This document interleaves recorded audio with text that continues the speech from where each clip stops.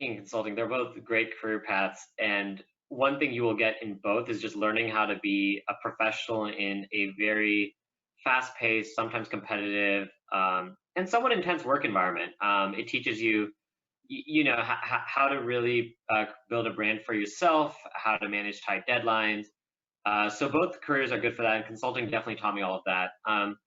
I think related to private equity specifics, what consulting taught me was, I think what was particularly helpful for the portfolio side is just learning to work with external parties and being cognizant that, like, in consulting, you're kind of hired as a third party advisor. And when you're taking up someone's time, it's not really directly relevant to their job sometimes. So learning how to manage that and how to best position yourself to, take their time and get what you need, but also be respectful and make sure it's a good experience for them. That's kind of sometimes what on the portfolio company side, we're doing as well, where we'll be working with our portfolio company on various initiatives, but that's oftentimes in addition to their existing day jobs, which you need to learn to manage that. Like, and I think it's easier when you see it versus me describing it, but like it's just basic things like, hey, if you need, if you're sending across a data request, don't send an email where you're like, hey, can you give me this XYZ data? Like, send them a very clean Excel output where they literally need to do minimal work to just get that data out. So